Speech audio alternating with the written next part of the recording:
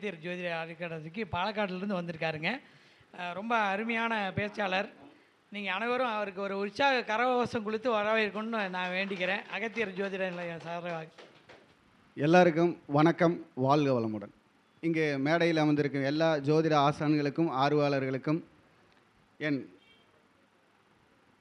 வணக்கத்தையும் நன்றியும் தெரிவித்துக்கொண்டு, நம்ம இப்போ பார்த்தீங்கன்னா எல்லாருமே திருமண வாழ்க்கையில் பிரியாமல் இருக்கிறதுக்கு எந்த விதி இருந்தால் அவங்க பிரியாமல் இருப்பாங்க. அதாவது இதில் நம்ம சொல்லக்கூடிய ஏதாவது ஒரு விதி இருந்தாலும் அவங்க பிரிய மாட்டாங்க.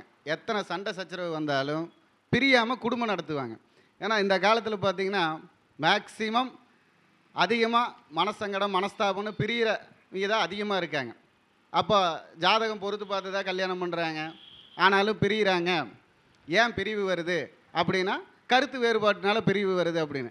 ஆனால் எத்தனை கருத்து வேறுபாடுனாலும் அந்த காலத்தில் பார்த்திங்கன்னா 90% பிரியாமல் தான் இருந்தாங்க. ஆணுக்கு பெண்ணை பிடிக்கலினாலும் சரி, பெண்ணுக்கு ஆணை பிடிக்கலினாலும் சரி, அவங்க குடும்பத்துக்காக வாழ்ந்து குடும்பத்துக்காக நடந்தோம், குடும்பத்துக்காக ஒட்டுக்காக இருக்கிறோம் அப்படின்னு அந்த குடும்பத்தை மென்ஷன் பண்ணியே வருவாங்க. அப்போது அந்த மாதிரி பிரியாத விதி எப்படி வரும்?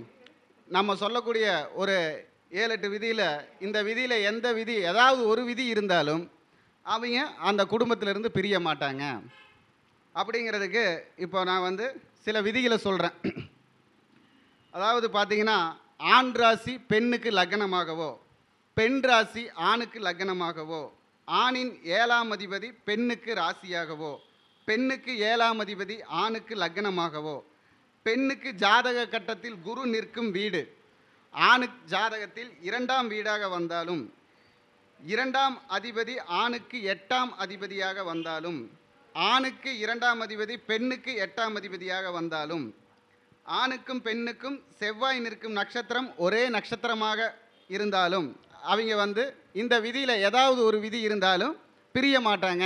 அப்படிங்கிறது ஒரு ஊர்ஜிதமான உண்மையாக பல ஜாதகத்தில் பார்த்து நான் எடுத்த விஷயம். அதாவது ஆண் ராசிக்கு பெண் ராசி லக்னமாக வந்தாலோ, பெண் ராசிக்கு ஆண் ராசி லக்னமாக வந்தாலோ, ஆணின் 7ஆம் அதிபதி பெண்ணுக்கு ராசியாக வந்தாலோ, பெண்ணுக்கு 7ஆம் அதிபதி ஆணுக்கு லக்னமாக வந்தாலோ, பெண்ணுக்கு ஜாதக கட்டத்தில் குரு இருக்கும் இடம் ஆணுக்கு ஜாதக கட்டத்தில் 2ஆம் இடமாக வந்தால், 2ஆம் அதிபதி ஆணுக்கு 8ஆம் அதிபதியாக வந்தாலும், அதாவது பெண்ணுக்கு 2ஆம் அதிபதி ஆணுக்கு 8ஆம் அதிபதியாக வந்தாலும், ஆணுக்கு 2ஆம் அதிபதி பெண்ணுக்கு 8ஆம் அதிபதியாக வந்தாலும், ஆணுக்கும் பெண்ணுக்கும் செவ்வாய் நிற்கும் நட்சத்திரம் ஒரே நட்சத்திரமானாலும் அவங்கள பார்த்தீங்கன்னா மேக்சிமம் எவ்வளோ வழக்கு வம்பு சண்டை சச்சரவு வந்தாலும் குடும்பத்திலிருந்து பிரியறதில்ல. இந்த மாதிரி ஒரு விதி இருந்தாலும் அவங்க ஜாதகத்தை பார்த்தீங்கன்னா குடும்பம் பிரியாமல் அந்யோன்யமாக இருக்கும். அப்போது அதே மாதிரி ஜாதகம் இந்த கல்யாண தோஷம், கல்யாணம் நடக்கிறதில்ல, இந்த தோஷத்துக்கு நம்ம எந்த மாதிரி ஒரு முகூர்த்தத்தை பயன்படுத்தலாம், எந்த மாதிரி ஒரு முகூர்த்தத்தில் ஒரு பரிகாரம் பண்ணலாம் அப்படிங்கிறதுக்கும் ஒரு பரிகார அமைப்பில் ஒரு முகூர்த்தத்தை சொல்கிறோம். எப்படின்னு பார்த்தீங்கன்னா, உங்கள் ஜாதகத்தில் அதாவது அவங்க ஜாதகத்தில் 10ஆம் அதிபதியும் அவங்களுடைய திதிக்கு 10வது திதியாக வரக்கூடிய திதியும் அந்த 10ஆம் அதிபதி நின்ற நட்சத்திரமும் ஒரு சேர ஒரே நாளில் வர்ற அன்னைக்கு நாம் போய் ஒரு திருமண தடைக்காக ஒரு பரிகாரம், எந்த கோவிலாக இருந்தாலும் சரி, உள்ளூர் கோவிலாக இருந்தாலும் சரி, வெளியூர் கோவிலாக இருந்தாலும் சரி, நம்ம ஒரு ஹோமம் பண்ணுறதா இருந்தாலும் சரி, அதாவது அந்த நேரத்தை பயன்படுத்தி ஒரு ஹோமம் பண்ணுனா அவங்களுடைய கர்ம தோஷம் நிறைவாகுது, அந்த திருமண தடைக்கு உண்டான தோஷம் விலகி ஏதாவது ஒரு வகையில் அவங்களுக்கு நல்லது நடக்குது. இது என் அனுபவத்தில் கண்டது. அதாவது அவங்க ஜாதகத்தில் 10ஆம் அதிபதியும் அவங்க பிறந்த திதிக்கு 10வது திதியும் இந்த 10ஆம் அதிபதி நின்ற நட்சத்திரமும் ஒரு சேர ஒரே நாளில் வர அன்னைக்கு அவங்க போய் ஒரு கோயில் பரிகாரம், ஒரு கல்யாணம் ஆகலை திருமணம் ஆகலை அப்படிங்கிறதுக்காக பண்ணாங்கன்னா அவங்க திருமணம் நடக்குது. அதே மாதிரி இல்லை எனக்கு அந்த மாதிரி கோயிலுக்கு போகலை ஒரு ஹோமம் பண்ணணும் அப்படின்னா இதே அந்த 10ஆம் அதிபதியும் 10ஆம் திதியும் 10ஆம் நட்சத்திராதிபதி நின்ற நாளும் அவங்க நட்சத்திரமும் லக்னமும், அதாவது அவங்க பிறந்த நட்சத்திரமும் லக்னமும் வர நாளில் அவங்க பார்த்தீங்கன்னா அஷ்டகர்ம நவகிரக பைரவ ஆகர்ஷண ஹோமம், அதாவது அஷ்டகர்ம நவகிரக பைரவ ஆகர்ஷண ஹோமம்னு ஒரு ஹோமம் இருக்குது. அந்த ஹோமத்தை பண்ணுறாங்க அப்படின்னா அவங்களுக்கு அந்த திருமண தோஷம் நிறைவேறுது, முடியுது. அதுக்கப்புறம் திருமண வாழ்க்கை நல்லா இருக்குது. 2 தோஷங்கள், 3 மனைவி, 2 மனைவி, இல்லை 2 கணவன் 3, இந்த தோஷத்தை எல்லாமே அது போக்குது. அதாவது என்ன ஹோமம் அப்படின்னு பார்த்தீங்கன்னா, அஷ்டகர்ம நவகிரக பைரவ ஆகர்ஷ்ண ஹோமம்னு சொல்கிறோம். அந்த ஹோமத்துக்கு பேர். இதை வந்து நாம் எந்த கோயிலில் வேணாலும் பண்ணலாம், நம்ம வீட்டிலேயே கூட்டிகிட்டு வந்து பண்ணிக்கலாம். அதை பண்ணுறப்போ அந்த தோஷம், அதாவது திருமண தோஷங்கிறது மாறுது. இது நான் என்னுடைய அனுபவத்தில் சொல்லி நடந்ததை தான் நான் சொல்கிறேன், நடக்காததை சொல்லலை. அப்போது அந்த திருமண தோஷத்துக்கே பார்த்தீங்கன்னா சில கிரகங்களோட இணைவு இருந்தால் இந்த மாதிரி திருமண அமைப்பு வருது. அதாவது நம்ம ஜாதகத்தில் லக்னாதிபதி பலம் இல்லாமல் 6க்கும் 8க்கு உடையவன் பார்வை பெற்றோ அங்கு கேது பலமாக இருந்தால் அவங்க வாழ்க்கை பலமாக மாறிடுது. எப்படி திருமண பாதிப்பு வர வாழ்க்கையை பார்த்தீங்கன்னா, லக்னாதிபதி பலம் இல்லாமல் 6க்கு 8க்கு உடையவன் பார்வை பெற்றோ இல்லை அங்கே கேது பலமாக இருந்தால் அவங்க வாழ்க்கை பலமாயிருது. அதே மாதிரி இன்னொரு விதியும் பார்த்தீங்கன்னா, திருமண பாதிப்புக்கு புதன் கேது இருவரும் இணைந்து 7ஆம் அதிபதி தொடர்பிலோ இல்லை 8ஆம் அதிபதி தொடர்பிலோ இல்லை 7, 8 அதிபதிகளின் பார்வை 12ஆம் அதிபதி இருக்க அவர்களுடன் புதன் கேது சேர்ந்தாலும் அந்த வீட்டில் கலப்பு திருமணம், திருட்டு திருமணம், மதம் மாறிய திருமணம் உறுதியாக அமையும். அதாவது எப்படின்னு பார்த்தீங்கன்னா, புதன் கேது இருவரும் இணைந்து 7ஆம் அதிபதி தொடர்பிலோ இல்லை 8ஆம் அதிபதி தொடர்பிலோ இல்லை 7, 8 அதிபதிகள் பார்வையில் 12ஆம் அதிபதி இருந்தாலோ அந்த இடத்துல புதன் கேது சேர்ந்திருந்தால் அந்த வீட்டில் கலப்பு திருமணம், திருட்டு திருமணம், மதம் மாறிய திருமணம், இந்த மாதிரி திருமணம் உறுதியாக இருக்கும். அதில் மாற்றமே வராது. என்ன பண்ணினாலும் அந்த திருமணம் அந்த வீட்டில் இருக்கும். அப்போது அதே மாதிரி 7ஆம் அதிபதியும் 12ஆம் அதிபதியும் பார்த்தீங்கன்னா 8, 11ஆம் அதிபதியுடன் சேர பார்க்க, அதாவது 7ஆம் அதிபதியும் 12ஆம் அதிபதியும் 8, 11ஆம் அதிபதியுடன் சேர பார்க்க இவர்களுடன் சுக்கிரன் சேர்ந்தோ அல்லது நீச்சம் பெற்ற பார்வை பார்த்தாலோ அந்த அமைப்பு பெற்ற ஆணோ பெண்ணோ பல தவறான உறவுகளில் இருப்பாங்க, பல இழப்புகளையும் சந்திப்பாங்க, தவிப்பாங்க.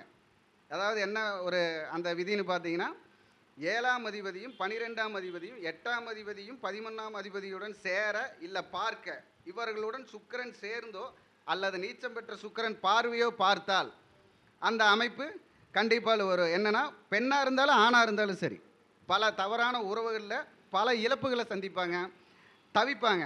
அதில் வந்து நம்மக்கிட்ட வர ஜாதகத்துக்கு ஒரு முதல் இன்ஃபர்மேஷன் சொல்கிற மாதிரி ஃபஸ்ட் இன்ஃபர்மேஷனை இதை கொடுக்கலாம். எதுக்கு கவனமாக இருங்க, இந்த மாதிரி செயலெல்லாம் ஜாக்கிரதையாக இருந்துக்குங்கன்னு சொல்லலாம். அப்போது ஒரு குடும்பம் வந்து மேக்சிமம் ஆணும் பெண்ணும் பிரியாமல் இருக்கணுங்கிறது தான் முக்கியம். அந்த விதியை தான் இப்போ நாம் வந்து பார்த்தோம். இந்த விதி உள்ள ஜாதகத்தில் நீங்கள் பார்த்தீங்கனாலும் இப்போ ஒரு 30 வருஷம், 40 வருஷம், 20 வருஷம் ஒட்டுக்கா இருக்காங்க, 15 வருஷம் ஒட்டுக்கா இருக்காங்கன்னா இதில் ஏதாவது ஒரு விதி அவங்க ஜாதகத்தில் இருக்குது, இல்லாமல் இருக்காது. நீங்கள் உணர்வுபூர்வமாக இப்போவே நீங்கள் ஒரு டெமோ போட்டு பார்த்தீங்கனாலும் அந்த ஜாதகத்தில் இந்த விதி வந்துடும், இல்லாமல் இருக்க மாட்டாங்க. அப்போ அந்த விதியை பயன்படுத்தி நாம் ஒரு பொருத்தம் சொன்னோம்னா கண்டிப்பாக அவங்க நல்லா இருப்பாங்கல்ல. இதில் நம்ம வேறு எந்த பொருத்தத்தையும் பார்க்க வேண்டாம், ஆணும் பெண்ணும் பிரியாமல் இருக்கணும், அதுதானே முக்கியம் ஒரு குடும்பம்னா. ஏன்னா ஒவ்வொருத்தரை கேட்பாங்க, நாங்கள் 30 வருஷமாக குடும்ப வாழ்க்கையில் இருக்கோம், 50 வருஷமாக இருக்கும், அவங்களெல்லாம் பார்க்குறப்ப நம்ம காலில் விழுந்து ஆசீர்வாதம் வாங்கணும்னு தோணும். அவங்க எப்படி இருந்தாங்கிறது நமக்கு தேவையில்லை, இத்தனை வருஷமாக இருக்காங்கங்கிறது தான் நமக்கு தேவை. அப்போ அந்த மாதிரி அமைப்புக்கு தான் இப்போ நம்ம இந்த சொல்லியிருக்கிற விதி. அதே மாதிரி ஒவ்வொரு குடும்பத்துக்கும் நமக்கு ரொம்ப முக்கியம் என்ன, ஒரு கணவன் மனைவிக்கு குழந்தை பாக்கியம் முக்கியம். அப்போ இந்த குழந்தை பாக்கியத்துக்கு நம்ம வந்து எந்த இடத்த செயல்படுத்தலாம் அப்படிங்கிறது. இப்போ எல்லாருமே குழந்தை பாக்கியத்துக்கு 5 அப்படிம்பாங்க. 5ஆம் இடம் குழந்தை பாக்கியம், ஒவ்வொரு லக்னத்துக்கும் 5ஆம் இடம் குழந்தை பாக்கியம். நான் ராசிக்கு 7ஆம் இடத்த சொல்கிறேன். எப்படி ராசிக்கு 7ஆம் இடம் வலுவாக இருந்ததுன்னா அவங்களுக்கு கண்டிப்பாக குழந்தை பாக்கியம் இருக்கும். லக்னத்துக்கு 5ஆம் இடம் கெட்டாலும் 7ஆம் இடம் ராசிக்கு வலுவாக இருந்ததுன்னா குழந்தை பாக்கியம் கிடைக்கும். ஏன் கிடைக்கும் அப்படின்னா, ராசிங்கிறது தானே இயக்கம், ராசிங்கிறது தானே இயக்கம். அப்போ அந்த 7ஆம் இடங்கிறது இதே மாதிரி ஒன்று சேர்கிற இடம் தானே, 2 பேர் இணைகிற இடம் தானே. ஐயா அதுக்கு முன்னாடியே சொன்னார், 7ஆம் இடங்கிறது இணைவுன்னு அவர் சொல்லிட்டார். அப்போது இந்த ராசிக்கு 7ஆம் இடங்கிறதும் நமக்கு வேலை செய்யும். 5ஆம் இடத்துல நம்ம தோத்தாலும் லக்னத்துக்கு ராசிக்கு 7ஆம் இடத்துல வெற்றி பெற முடியும். அந்த விஷயம் நம்ம ஜாதகத்தில் இருக்குது. இப்போ அதுக்கு பல விஷயங்கள் இருக்குது, நட்சத்திரன்றது, பாவகம், கிரகங்கள், இணைவு, அது நிறைய இருக்குது, நம்ம அதை பார்க்கணும். இருந்தாலும் பொது விதியாக தான் நம்ம பேசுகிறோம், எல்லோரும் சொல்கிறதுமே பொது விதியாக தான் சொல்கிறோம். இந்த பொது விதியில் நம்ம ஒவ்வொரு செயல்பாட்டையும் எடுத்து நடத்துகிறப்ப பார்த்தீங்கன்னா துல்லியமாக கொண்டு போக முடியலினாலும் நம்ம ஒரு 70-80% கரெக்டாக சேர்த்து வச்சா பிரியக்கூடாது.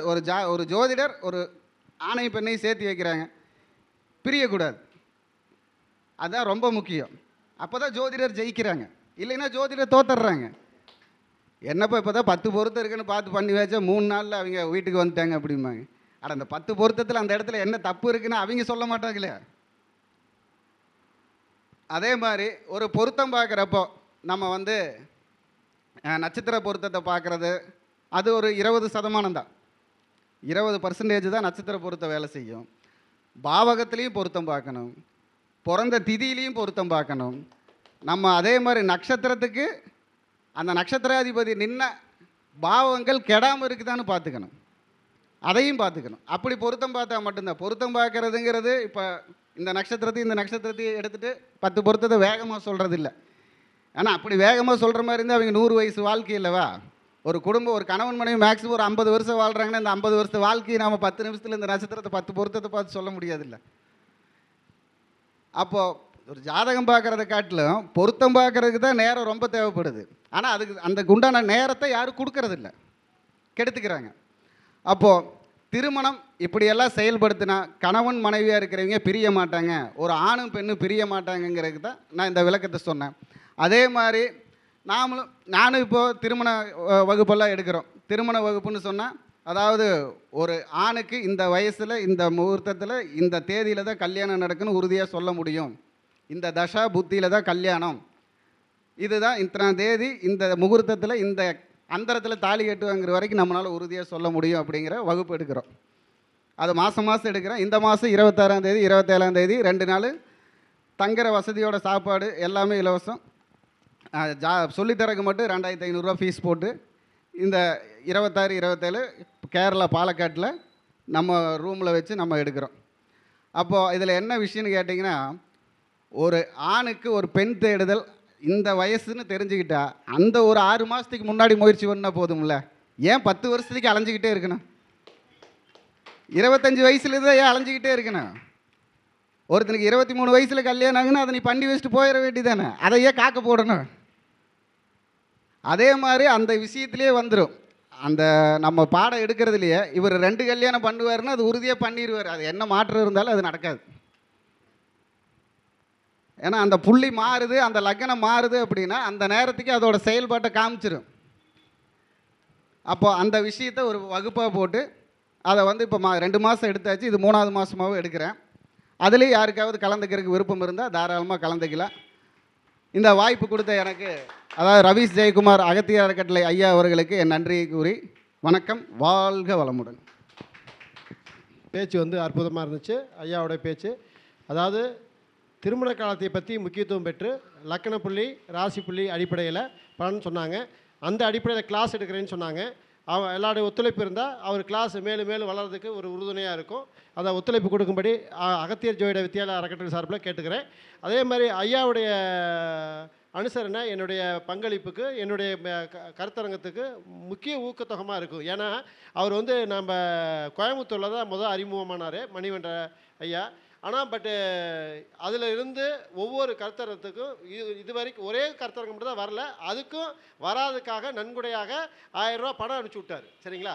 இப்படி ஒருத்தருடைய ஒத்துழைப்புனால தான் அடுத்த ஸ்டேஜுக்கு பண்ணுறதுக்கான வாய்ப்பு நம்மளுக்கு கிடைக்குது. சரிங்களா? அதாவது கேரளாவிலேருந்து கொல்லிமலை எங்கே இருக்குது, அங்கேருந்து வண்டியிலே வந்து அந்த கருத்தரங்கத்தை நடத்தி அவர் உழைச்ச உழைப்புக்கு இன்றைக்கி வந்து ஒரு சங்கத்தை உருவாக்கியிருக்காரு. 2வது ஒரு சங்கத்துக்காக பயணிச்சுக்கிட்டு இருக்காரு. கிளாஸ் வகுப்புலாம் எடுக்கிறாரு. அந்த எனர்ஜி, அந்த வயசை வேஸ்ட் ஆக்காமல் ஃபாலோ பண்ணுறாரு. அது வரைக்கும் அவரை நம்ம ரொம்ப பாராட்டணும் கண்டிப்பாக. சரியா? அது என்னுடைய சங்க பேர் வந்து சங்கமம் ஜோதிட அறக்கட்டளை பாலக்காடு கேரளா. நான் சங்கமம்னு எல்லாரையும் இணைச்சி வைக்கணும் அப்படிங்கிறதுக்காக தான் சங்கமம்னு பேர் வச்சுருக்கேன். நான் 2 வருஷம் ஆச்சு, இப்போ தான் வெளியில் சொல்லிகிட்டு இருக்கோம். அதே மாதிரி என்னுடைய பெயர் குருமணிகண்டன், பாலக்காடு கேரளா. என்னுடைய ஃபோன் நம்பர் 8593970214, 8593970214. எல்லாருக்கும் நோட் பண்ணிக்கிங்க. வணக்கம். ஐயாவுக்கு சிறப்பு செய்யும் விதமாக மேகநாத ஐயா வாங்க. வடிவேலையா அப்படியே